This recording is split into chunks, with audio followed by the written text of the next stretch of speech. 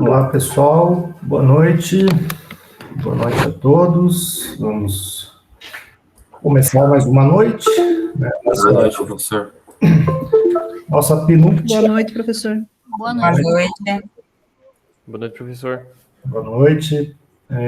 Bom, hoje, né, se vocês forem olhar o calendário, hoje a gente está na penúltima aula do semestre. Né? Nós temos aula hoje, dia 22, e depois temos aula semana que vem, dia 29. Aí, semana que vem, vocês já dão início à semana de avaliação, né? A semana de avaliações bimestrais. Eu vou compartilhar a tela aqui só para mostrar para vocês, mas como a gente vai ter aula semana que vem, eu vou falar da prova com mais profundidade na semana que vem, tá? Então, semana que vem a gente comenta aí sobre, enfim, sobre o que pode cair, aonde estudar.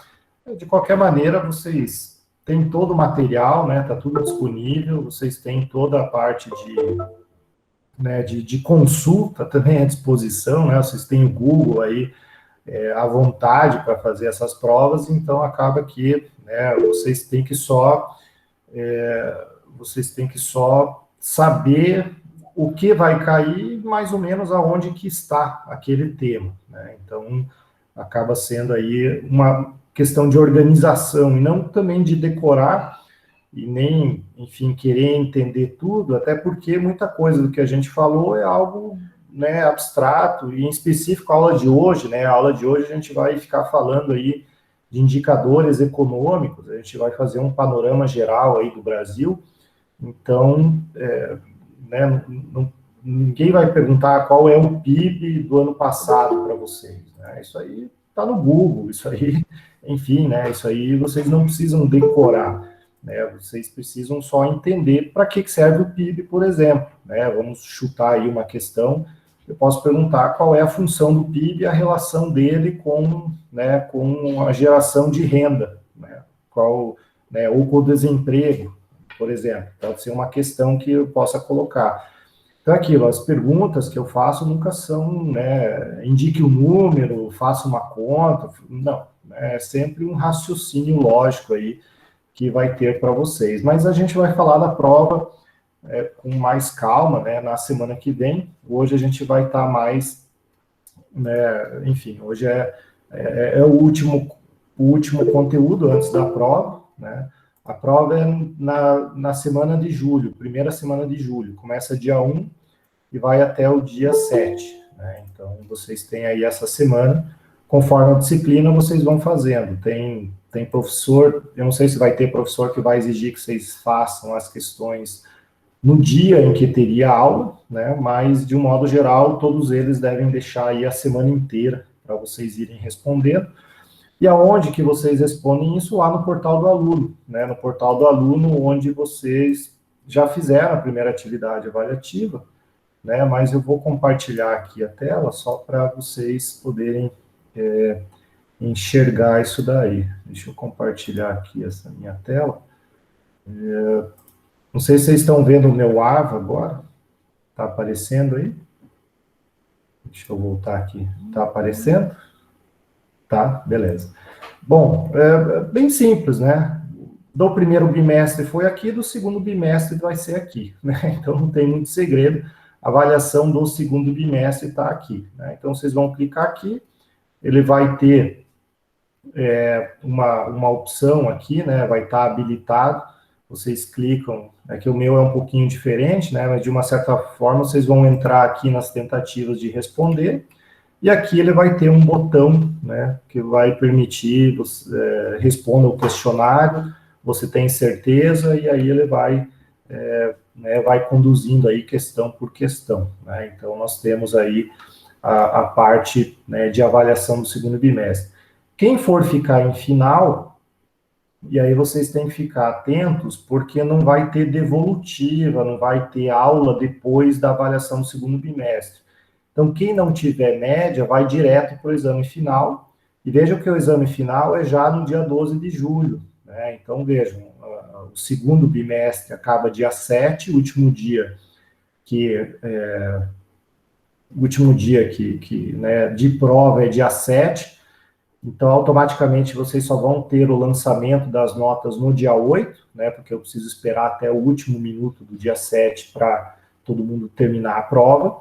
Então, eu vou lançar essas notas no dia 8, e já a partir do dia 12 vai estar à disposição de vocês o exame final, que também é aqui via portal do aluno.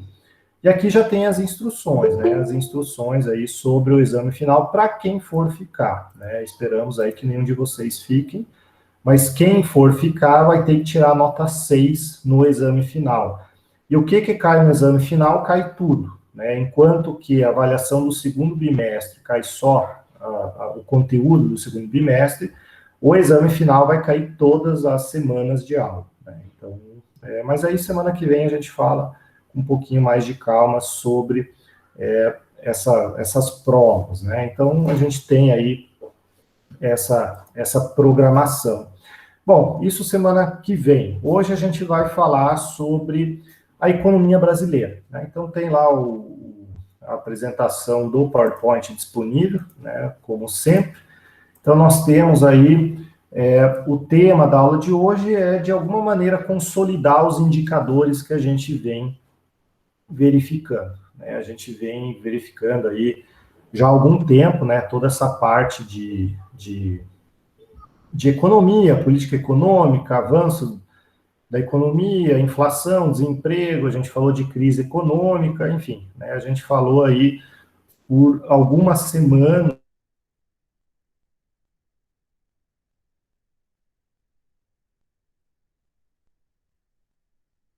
Professor, não está saindo áudio.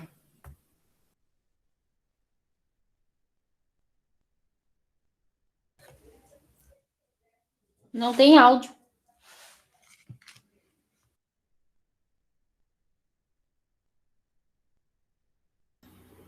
Oi, voltei. Acho que agora estão me ouvindo? Tá tudo certo agora? Deu uma mensagem aqui que travou mesmo. Acho que agora deve estar indo, né? Estão me ouvindo, né? Então, beleza. Sim. Obrigado. Então é aquilo. Hoje a aula vai ser sobre uma consolidação desses indicadores econômicos. Tem um slide que, enfim, né, eu já vou passar pelos slides, mas os slides, eles apenas consolidam aquilo que a gente encontra pela internet, né? Então, antes de eu ficar passando os slides, deixa eu passar aqui pela internet só para mostrar para vocês fontes aí para vocês consultarem, né? Então, não é segredo para ninguém, talvez algum de vocês já tenha até entrado nesses sites, mas é aquilo, nós temos aí várias fontes, e aí eu só peço um cuidado especial de vocês para não olharem dados, né, e informações, e qualquer coisa, na verdade, de Facebook, WhatsApp e tudo mais, né, por mais que seja interessante, né, por mais que seja fácil, né, a gente sempre tem aí um problema de fake news, né, de manipulação, de tudo isso. Então, sempre busquem aí fontes oficiais, e uma das melhores fontes para vocês verificarem isso acaba sendo o site do IBGE, né, que é o Instituto Oficial Brasileiro. É claro que existem aí pessoas que dizem que essas informações também são manipuladas, também teria... mas aí a gente também já está indo contra tudo que existe, né, todo o sistema aí nacional. Mas, de qualquer maneira, o IBGE né, talvez a grande referência aí em relação à demografia e economia brasileira, né? Inclusive, o IBGE responsável pelo censo brasileiro. E ele vai trazer o panorama geral, né, da população, da economia, enfim, é só vocês irem navegando aí, né, pelo site. Eu deixei aqui já aberto duas janelas do IBGE que trazem, primeiro, uma questão com relação à população brasileira, e depois uma questão relacionada aí aos indicadores econômicos, né? Então, nós temos, inclusive, por cidades, por estados, o IBGE tem um site bem legal aí para fins de consulta.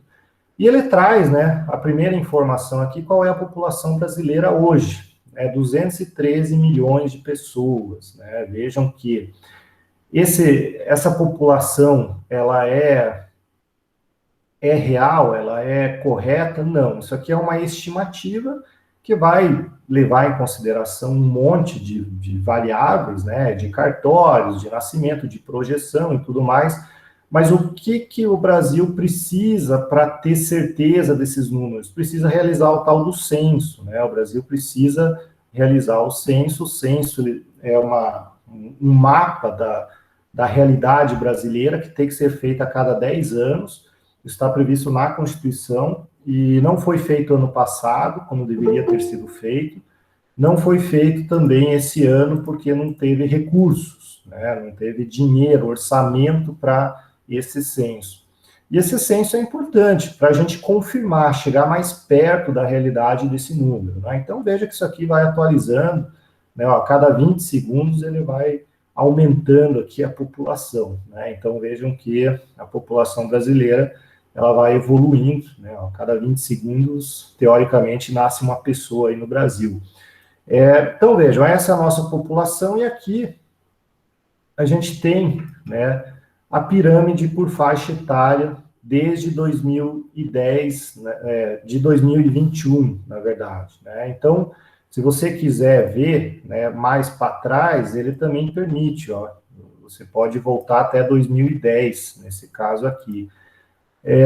Então, é aquilo, vejam como a pirâmide etária, né, vamos colocar aqui 2021, veja como ela está com a barriga dela, né, ela está com essa barriga aqui que tende a subir, e a população que nasce, ela tende a reduzir, né, vamos fazer uma estimativa aqui para 2030. Vejam só como a barriga dela vai evoluindo, e vamos colocar aqui 2050. Veja que existe aquilo que era uma pirâmide, em 2050 não existe mais pirâmide, né? Vai simplesmente ser o tanto, vai ter mais idoso do que gente nascendo, né? Ou seja, a população vai começar a diminuir, né? Existe uma tendência aí de população começando a diminuir, ela está estabilizando, né? Existe uma preocupação de que essa população tenha inclusive começa a diminuir, né? Porque a taxa de fecundidade, se comparado à taxa de mortalidade, ela está maior, né? Então a mortalidade está maior do que a natalidade. Mas enfim, qual que é a grande preocupação dessa barriga aqui subir lá para a faixa mais alta e aqui ter um achatamento? É o colapso do sistema de previdência que existe hoje, né? Então, qual é a lógica da previdência brasileira? A população economicamente ativa, quem trabalha, contribui para pagar os benefícios dos aposentados, né? Aposentado, depois que se aposenta e para de trabalhar, não contribui mais. Então, a população ativa paga, contribui para o INSS para que os aposentados tenham, né, garantido o seu benefício. A hora que a gente tem mais aposentado do que população ativa, a gente vai ter o quê? A gente não vai ter recurso, né, não vai ter tributo suficiente para pagar esses benefícios. Então, uma coisa que a gente percebe, né, e vocês estão iniciando aí a faculdade, muitos de vocês têm aí 20 anos, nem 20 anos, é não se preocupar com a aposentadoria de vocês agora, porque o sistema de previdência vai mudar pelo menos umas 2 ou 3 vezes até vocês chegarem na época de se aposentar.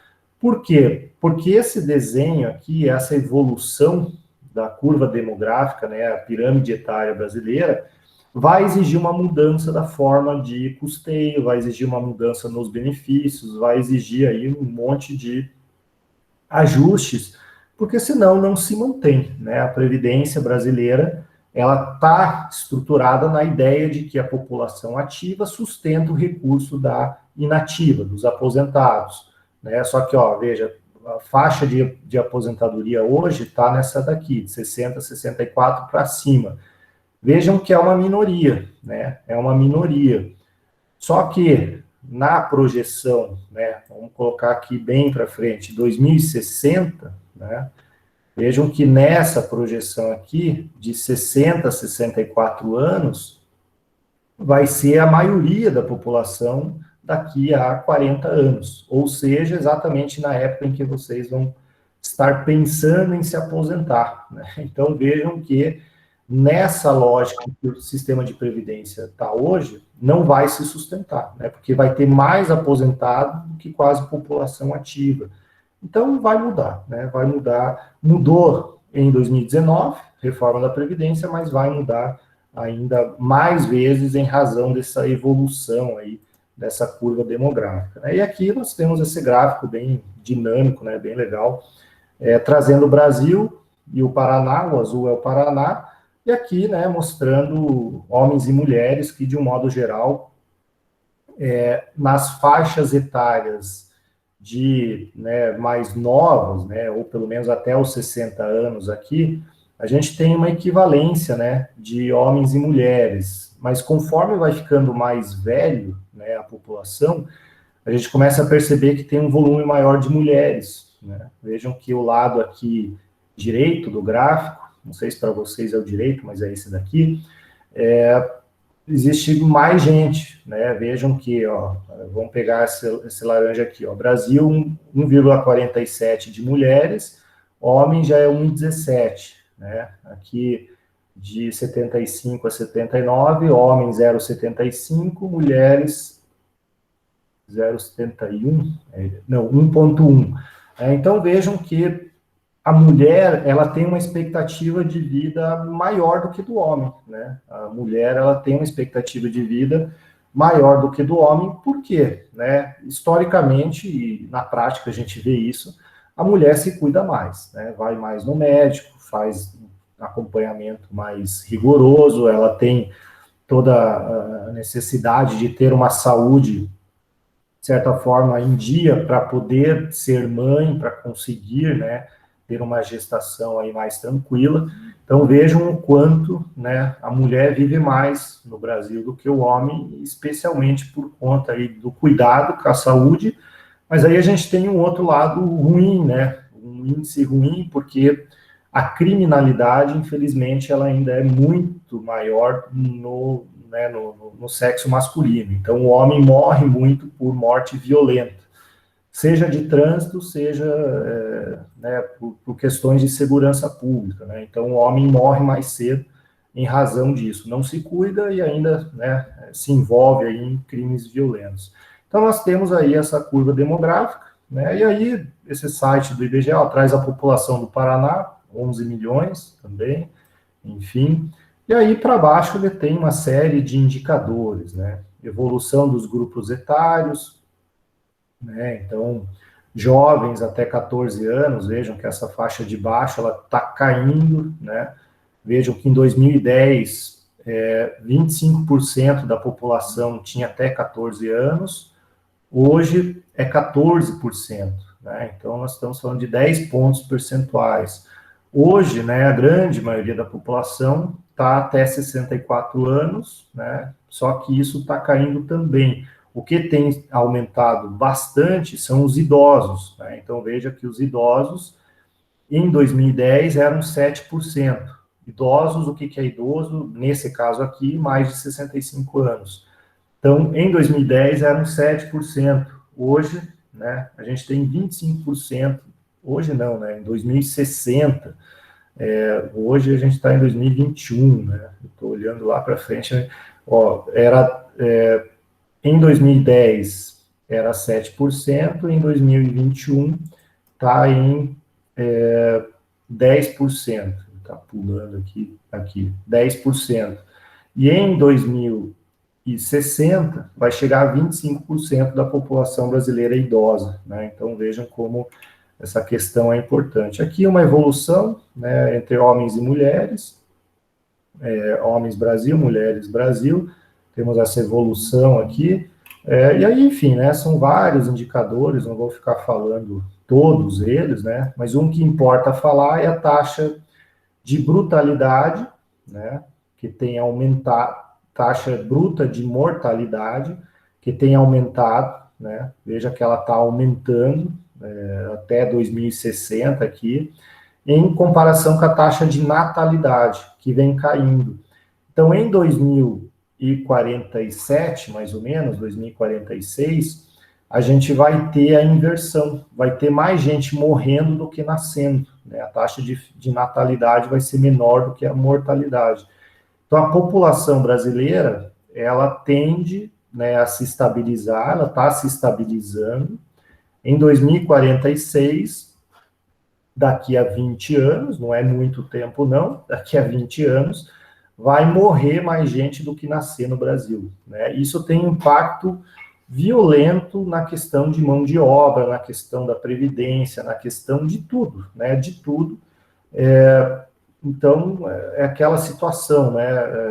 O Brasil, ele vai necessitar de ampliar hospitais, ampliar atendimento, né, para a população, mas de uma certa medida, somente para idosos, né? O que o Brasil precisa investir pesado daqui para frente é no apoio à terceira idade, porque daqui a pouco não vai mais ter quase gente nascendo, ou, claro, vai ter bastante gente nascendo, mas a estrutura que tem hoje já é suficiente. Vejam que não justifica, por essa projeção aqui, um investimento massivo e gigantesco e uma política toda voltada para, né, nascimento, para maternidades, para produtos aí, enfim, relacionados à saúde do bebê, porque o que tem hoje já, né, por essa curva aqui, já tem... Isso, professor. Oi, diga lá. Se não jogar mais nenhum vírusinhos, né, aqui no Brasil, né, que senão já elimina tudo. Aí é outra história, né? Essa projeção aqui não tem o impacto da Covid, né? Ela é uma projeção estatística, que aí é mais um ponto importante, né? A questão do censo, né? O censo, ele poderia trazer um espelho do quanto isso impactou. Por enquanto, isso não aparece ainda nas estatísticas. Mas então vejam, né, que essa curva, ela indica o quê? Que o Brasil precisa se preocupar mais com a idade adulta e terceira idade do que com as... eu não digo que não precisa se preocupar, né? Eu não estou falando isso, mas eu estou falando em termos de investimentos a longo prazo.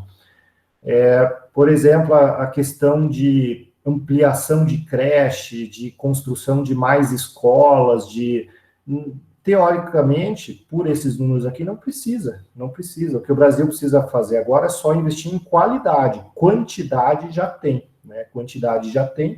Porque daqui a 10 anos, né, vai ser obsoleto, né? Vai ter aí escola fechando porque não tem aluno. E a gente já vê, né, o Paraná, em Curitiba, inclusive, teve algumas que foram fechadas em razão disso, né? Então, nós temos aí todo esse cenário. Enfim, né, vejam como a gente tem um monte de informações aqui com relação à população. Outro site, né, outro aqui que agora sim mais voltado à economia, nós temos também do IBGE os índices, né? A gente já falou nas últimas aulas, então a gente não fala tão profundo, mas aqui tem, né, o IPCA, o INPC, que a gente já falou. A gente tem a questão do PIB, essa questão do PIB é importante, porque é o Produto Interno Bruto, é esse número aqui que indica se a economia está crescendo ou não. Vejam que a gente está negativo, né? Então a gente está retraindo, né? A gente está encolhendo, mas aí vem toda a parte da pandemia, né? Então a gente tem toda a parte da pandemia aí.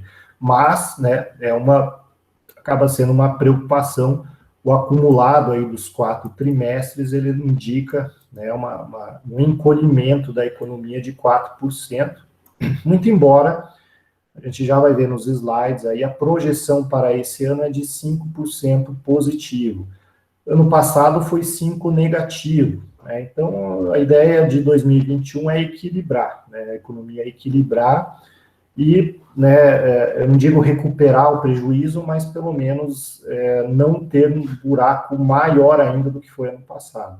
E a taxa de desemprego, que a gente falou também na última aula, que é bastante alto, né? Esses 15% aqui é extremamente alto, né? Então é um índice que no Brasil já foi de 8%, 9%, está altíssimo, né? Isso aqui representa... né, alguns milhões de brasileiros sem emprego.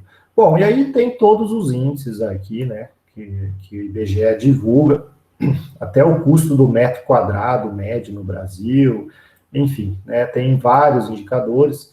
Se vocês clicarem em cada um deles, vem o detalhamento aí, então, indicadores sociais, né, população, que a gente já acabou de ver, renda média mensal do brasileiro, R$ 2.300, enfim, né, então a gente tem aí, e aí toda vez que você clica, ele vai dando, né, a evolução da renda média. Então, veja que a renda média do brasileiro tem aumentado, né, tem aumentado, só que não chega perto da inflação, né, então, ó, o desemprego, né, outro gráfico aqui que mostra como ele aumenta.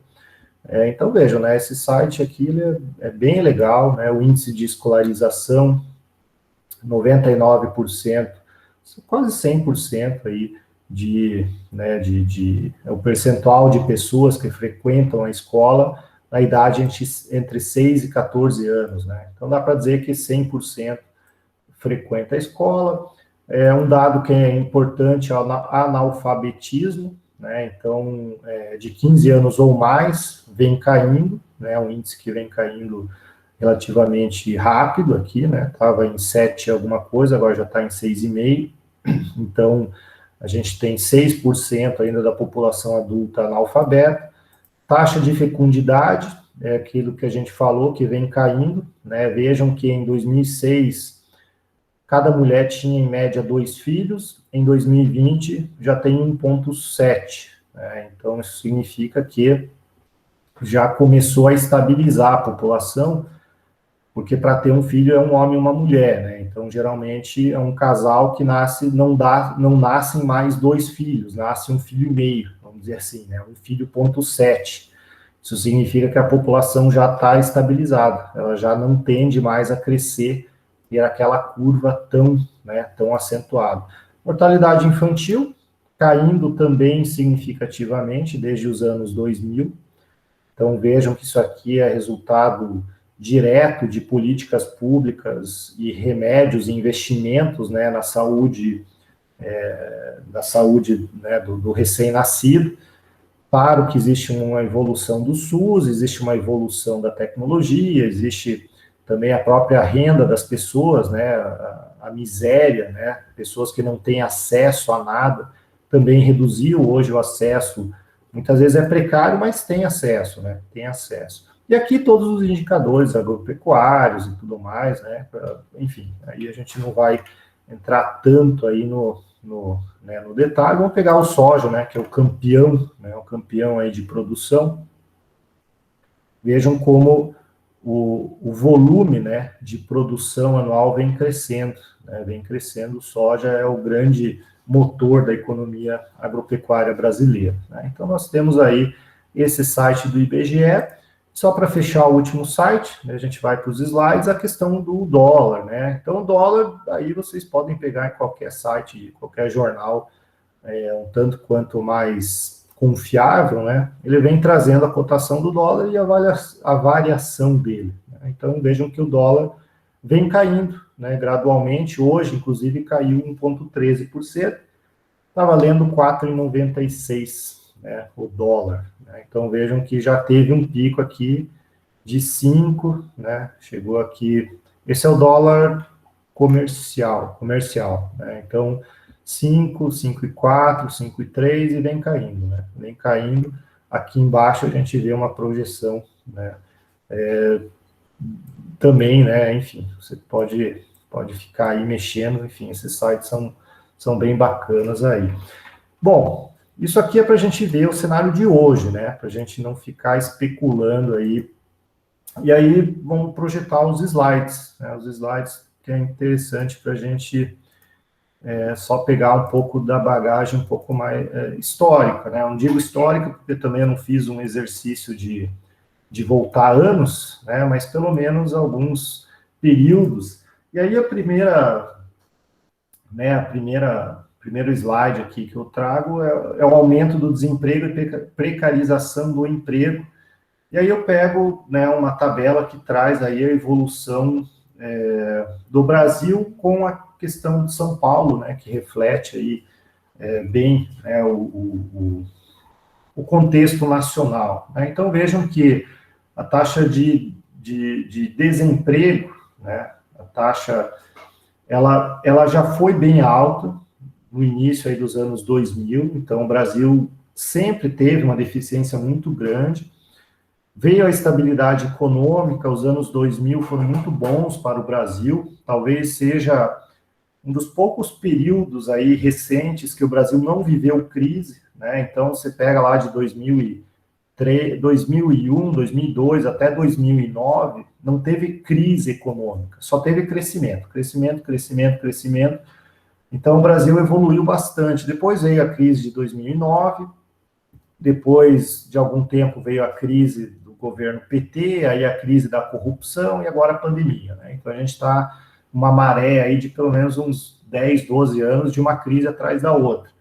Mas enfim, vejam que esse número de desemprego, veja só, ele chegou a 4,8%, né? 4,8% a desocupação no Brasil. Então vejam como o Brasil estava vivenciando uma era de pleno emprego, né? De pleno emprego, ou seja, as pessoas não precisavam mais ficar com medo de ser desempregada, porque geralmente a pessoa desempregada, ela achava um emprego até melhor, né? Então o que aconteceu durante um período? A gente tinha aquela situação que a gente podia pedir aumento, né? A gente chegava para o nosso chefe e falava, olha, chefe, me desculpe, mas eu estou ganhando pouco, ou você dá uma melhorada aí, eu vou começar a mandar currículo, enfim, hoje em dia não dá para fazer isso, né? Porque se você é mandado embora, você pena um pouquinho para achar um emprego.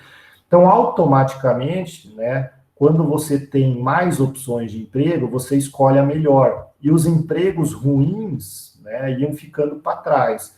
Como isso não tem mais hoje o nosso índice está em 14%, né, aqui o último é 2016, o que acontece? Hoje a gente é obrigado a trabalhar num lugar ruim e muitas vezes ganhando pouco, porque a gente não tem certeza se vai achar outro emprego.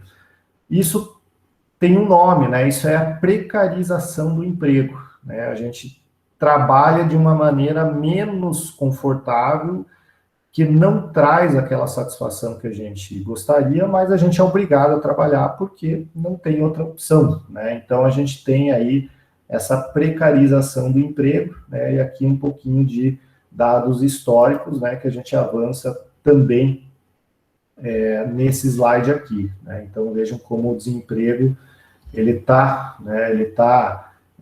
Isso aqui é de 2019, 18 para 2019 e agora para 2020, né? Houve a questão da pandemia que piorou tudo, né? Vejam que estava melhorando, estava estabilizado em 11%, né? Chegou a 12, quase 13, estava em 11, tudo indicava que ia melhorar, chegou em março do ano passado, acabou, né, com todas as esperanças aí, nessa projeção aí do Ministério do Trabalho. Bom, um outro indicador interessante, né, que acaba valendo a pena mencionar, é a questão do Bolsa Família, né? Vejam que o Bolsa Família, ele é um programa que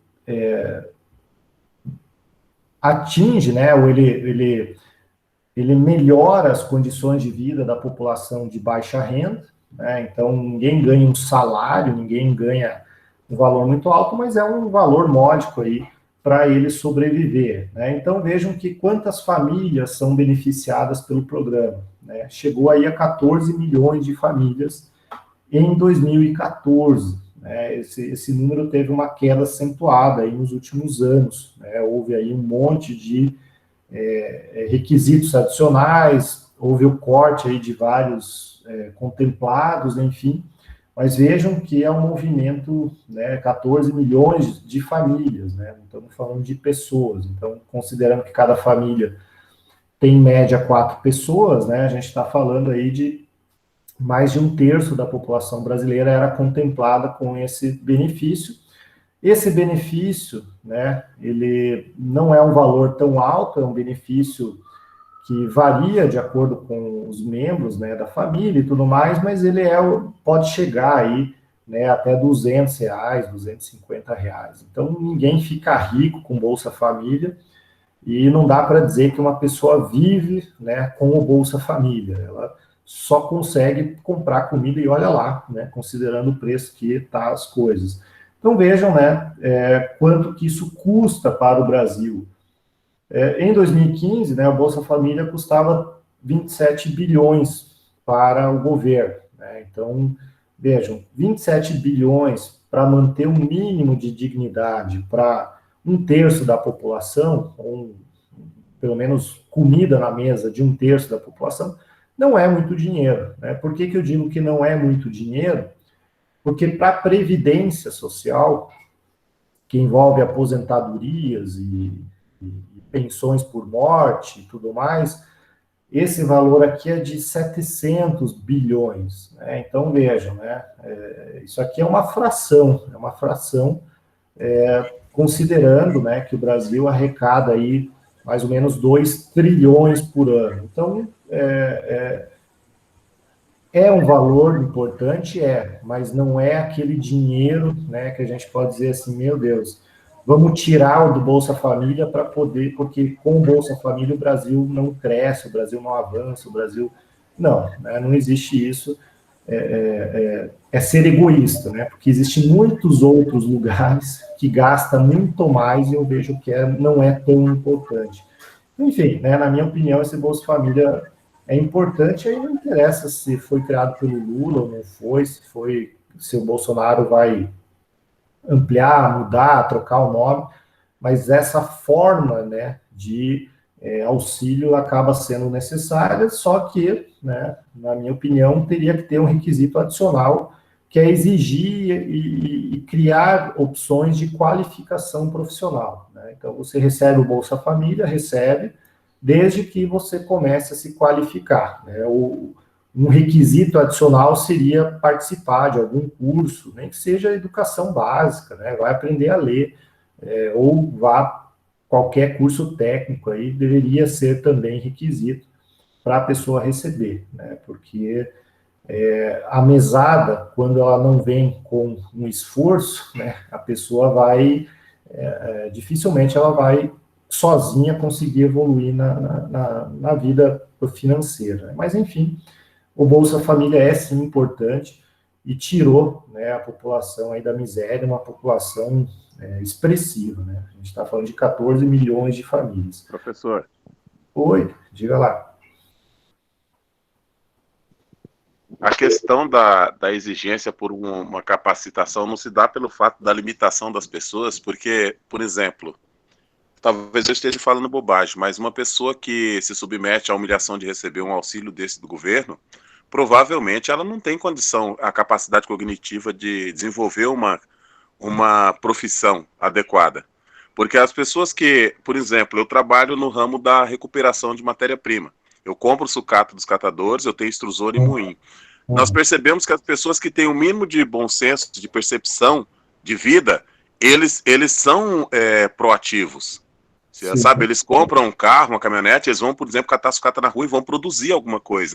A questão do Bolsa Família, dessa exigência de capacitação, eu imagino que seja justamente pela incapacidade intelectual ou até mesmo assim uma deficiência cognitiva de desenvolver um meio de produzir. Não seria isso?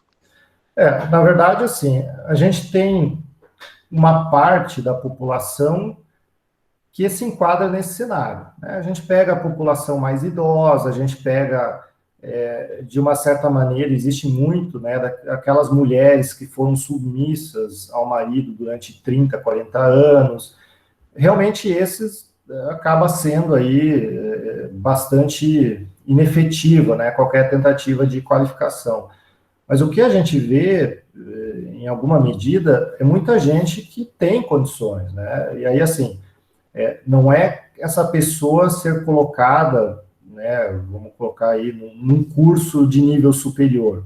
Não, programas de educação básica, né? Pode ser um CBEJA, pode ser algum curso voltado para eles, né? De noções básicas de matemática, noções básicas de português, alfabetização, se não sabe ler ou escrever, então, assim, tem que começar pelo começo, né?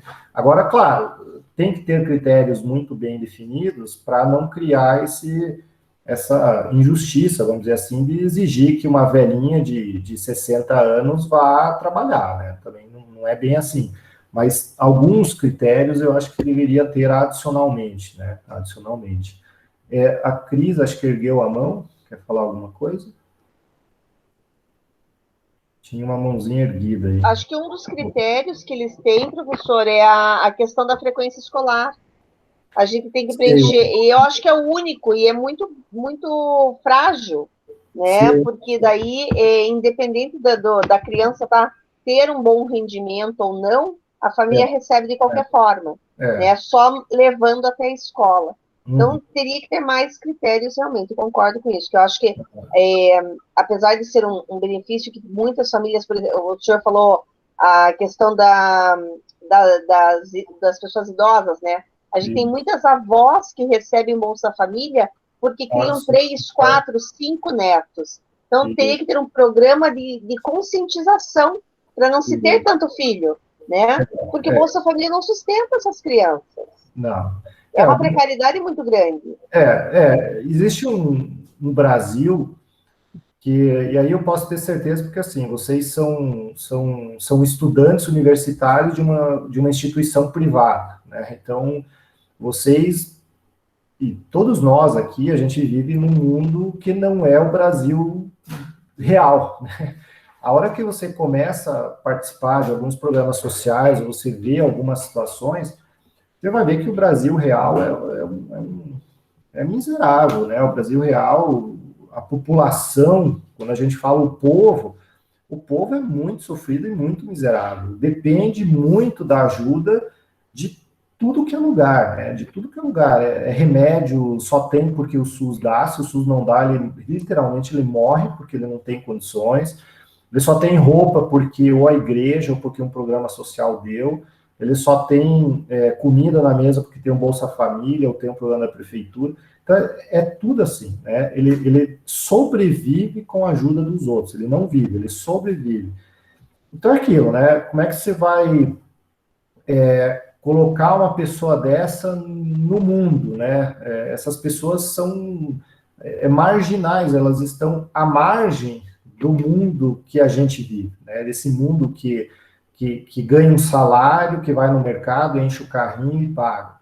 Eles não conseguem enxergar um caminho para isso. Eles são tão, né, marginalizados, né, que eles não têm... Então, assim, é política estatal voltada para eles, né? Não adianta colocar um item lá, para você receber o Bolsa Família, você tem que fazer matrícula na escola. Eles não sabem nem, né, eles não têm dinheiro nem para pegar ônibus para ir na escola, eles não sabem, às vezes... Então, assim, é um mundo bem difícil, né, que você tem que fazer políticas públicas para eles, né, assim como nós temos para idoso, para mulher, enfim, para deficiente, precisa ter precisa ter uma política pública para essa população. E não tem, né, não tem. Então, assim, isso tem que ser tudo muito bem pensado, né, não é simplesmente...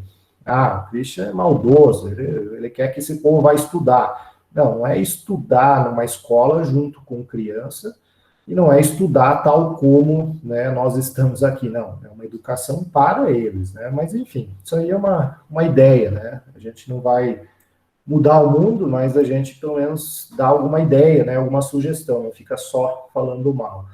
Bom, vamos avançando aqui. A questão da população brasileira, a gente acabou de ver lá no site, né? Então, esse slide aqui eu fiz, né, com base lá naquela tela do IBGE, então não precisa falar muito, mas, né, é aquela evolução, né? A evolução aí da população que tem que ser levada em conta pelo gestor público. O problema, né, no Brasil é que cada político, cada governo que assume, ele assume por 4 e no máximo 8 anos, né? Então, tudo que ele vai fazer é pensando no agora, né? No agora ou no máximo 4 anos. Ninguém cria um programa de governo para daqui a 30 anos, né?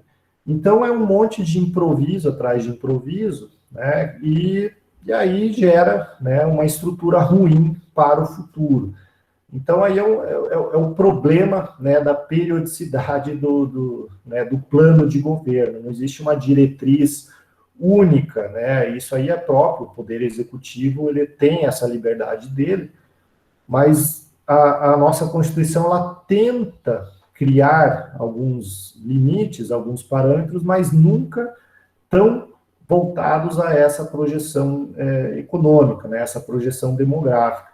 Então, quando entra um prefeito, um presidente, né, ano que vem tem eleição para presidente, pode ter certeza que ninguém vai falar disso daqui, né? Ninguém vai dizer assim, não, eu não vou investir tanto nas maternidades, não vou me preocupar em leitos de UTI neonatal, porque daqui a 30 anos praticamente vai sobrar leito, não vai precisar tanto. Ninguém vai falar isso, vai todo mundo lá, não, vamos abrir leito, vamos fazer isso, vamos fazer aquilo, porque é isso que dá voto, né? Ninguém vê esse longo prazo aí, ninguém tá muito preocupado. Bom, população, essa curva demográfica também, a pirâmide etária, né? A gente acabou de falar também. Avançando aqui sobre o PIB, né? O Produto Interno Bruto. Então, vejam que nós tivemos o PIB, né? O PIB é o quê? A soma de todos os bens, né? Todas as riquezas produzidas no país durante um determinado período. Esse PIB, ele é uma medida universal de crescimento econômico. Então, como é que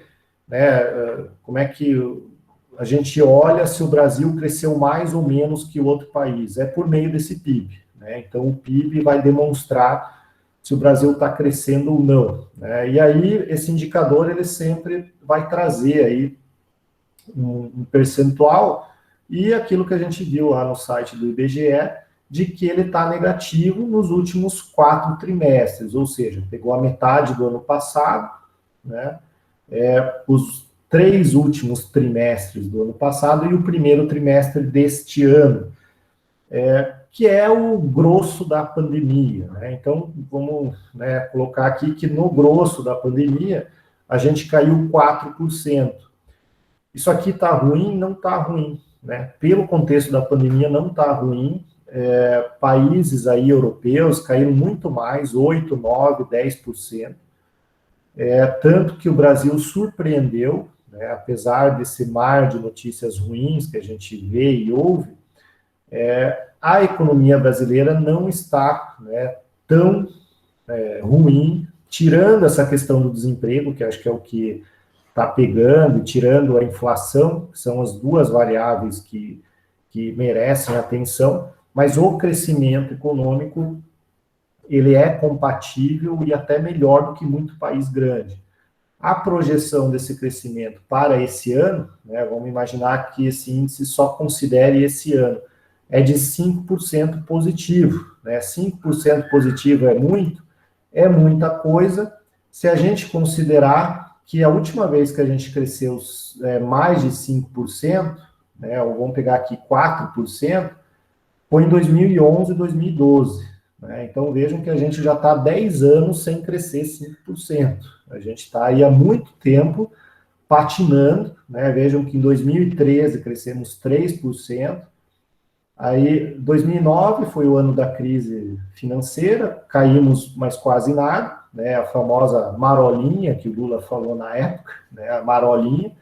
No ano seguinte crescemos historicamente muito bem, e aí veio essa grande crise, que foi uma crise política, né, que envolveu aí o auge da Lava Jato, envolveu essa corrupção institucionalizada e pegou em cheio, né, a presidente da República da época, a Dilma, né? Então houve há 5 anos atrás, houve um consenso, parece, contra, né, a presidente Dilma, em que nenhum investidor, nenhum empresário, ninguém tinha expectativa de investimento, né? Houve, assim, parece que uma onda de depressão, né, no mercado, na economia nacional, que fez com que o PIB despencasse. Então, vejam, sem nenhuma crise mundial, sem nenhuma crise aí, né, evidente no cenário global, o Brasil teve 2 tombos aí bem significativos, né? O Brasil caiu 3,5%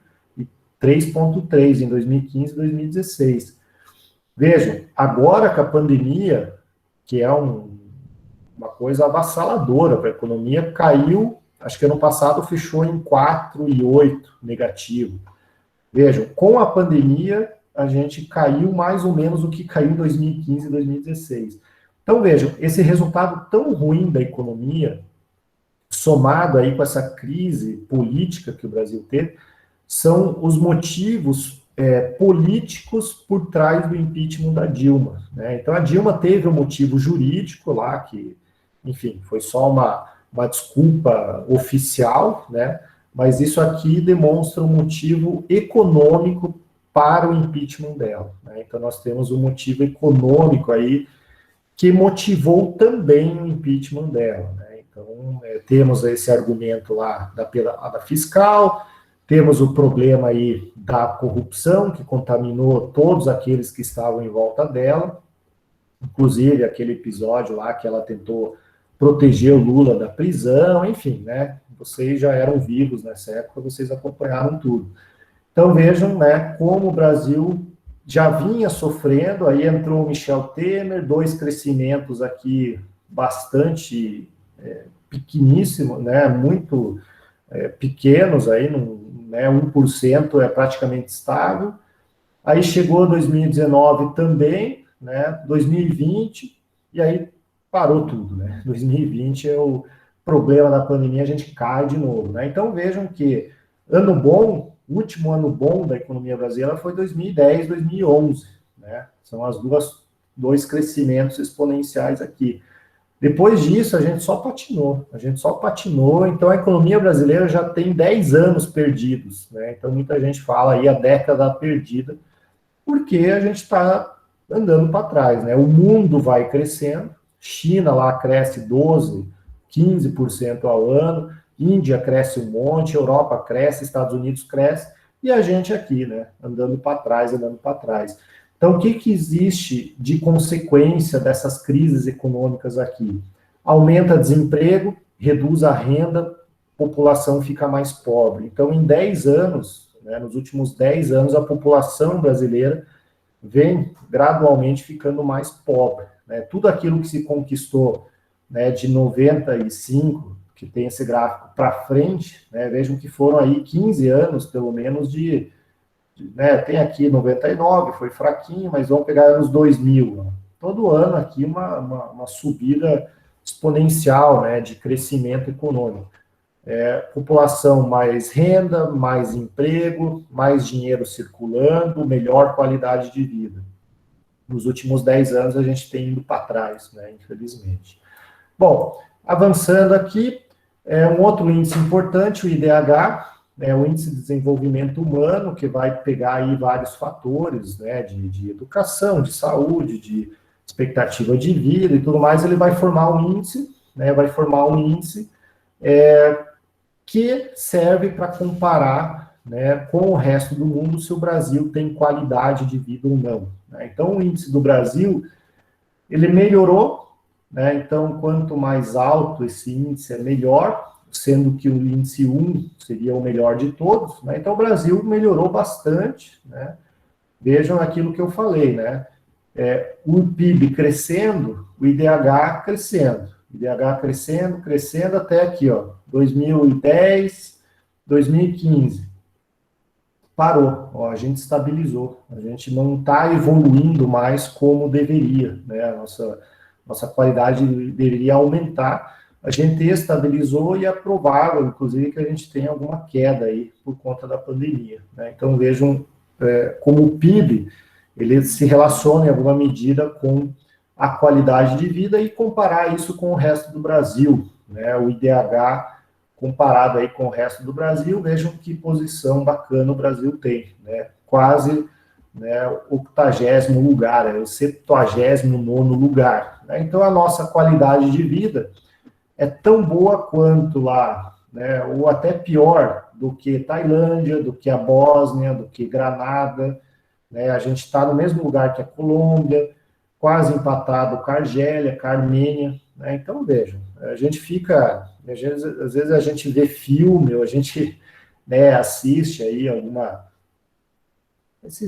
enfim, TV, no modo geral, e a gente vê, né, esses países, a gente vê aquela miséria, a gente vê aqueles problemas de segurança, tudo, a gente fica pensando assim, graças a Deus eu moro no Brasil, né, eu não vou para esses países, mas nunca. Aí você pega o IDH desses países, eles são muito melhores do que o nosso, né, muito melhores aí. E aí, né, você começa a pensar assim, pô, na verdade quem está ruim sou eu, não são esses países, né? Então veja a Tailândia, né? O que é a Tailândia no contexto mundial? Não é quase nada, né? Um país lá asiático, um canto lá do Pacífico, enfim, e tem um índice melhor do que o brasileiro, né? Então vejam como a gente tem muita coisa para evoluir. Bom, desigualdade social é o nosso último item aqui, da aula de hoje. E a desigualdade social no Brasil né, junto com a pobreza, junto com essa falta de crescimento, talvez seja um dos problemas mais sérios aí no nosso país, no sentido do que nós temos pessoas muito ricas. Essas pessoas tão ricas no Brasil, elas são tão ricas quanto qualquer multimilionário mundial, né? Então, em qualquer país, então nós temos o 1%, né, brasileiro, a elite brasileira, ela é tão rica quanto qualquer rico em outro país europeu, americano, né, os Estados Unidos e tal. O problema que nós temos é que o nosso pobre, ele é muito mais pobre do que o pobre americano, por exemplo, né? Então, a faixa de renda, menor faixa de renda da população, né, os 5% mais pobre nos Estados Unidos, eles têm 60% mais riqueza do que os 5% mais pobres do Brasil, né? Ou seja, o pobre brasileiro é o pobre miserável, né? Enquanto que o rico brasileiro é o rico equiparado a qualquer outro em qualquer lugar do mundo, né? Então, nós temos dois extremos. O Brasil, ele tem esse problema, ele é muito extremo, ele tem o rico multimilionário, tal qual qualquer outro país, mas nós temos o pobre miserável, que é o mais baixo se colocar na linha, né, com qualquer país muito pior do que o nosso, né? Então a gente tem esse extremo, super ricos e super pobres. E isso é refletido por esse índice, né? Existe um índice chamado Gini, né, um índice que demonstra aí, né, a desigualdade na distribuição de renda, ou seja, né, quanto mais perto de 1, significa que tem a pior desigualdade de renda, ou seja, menos pessoas ganhando muito mais do que o resto, né? Então a gente tem o super rico ganhando milhões, enquanto que o resto da população ganhando muito pouco. Então é esse o índice aqui, o nome do índice que mede isso, né? Então, o nosso índice Gini, veja que ele está crescendo, né? Ou seja, a desigualdade no Brasil está se acentuando, está ficando pior. E agora, com a pandemia, isso está ainda mais grave, né? Vejam que esse gráfico aqui não traz ainda o impacto da pandemia. Na pandemia, isso está pior ainda do que já era. Ou seja, nós temos um grande número de pessoas ficando mais pobres, e aí a gente acabou de ver os indicadores aqui, né, de PIB e de IDH caindo, mas nós, né, enquanto que alguns poucos estão ficando ainda mais ricos, né? Então esse índice Gini aqui no Brasil está piorando.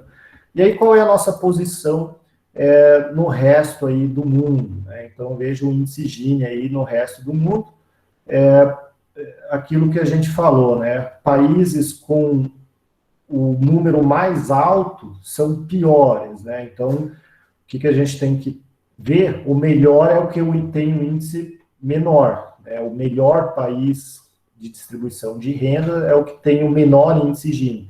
E aí nós colocamos aqui, né, os melhores países, ou com uma renda, distribuição de renda menos desigual. Noruega, Islândia, Suécia, Bélgica, os Países Baixos, lá, Dinamarca, enfim, são países que não têm uma desigualdade social tão grande. Nós, Brasil, né, estamos aqui, está aqui em vermelho, e a gente tem índices, né, tão bons ou piores, né, ou tão ruins quanto Guatemala, quanto Honduras, quanto Haiti, quanto África do Sul, né, quanto Bolívia.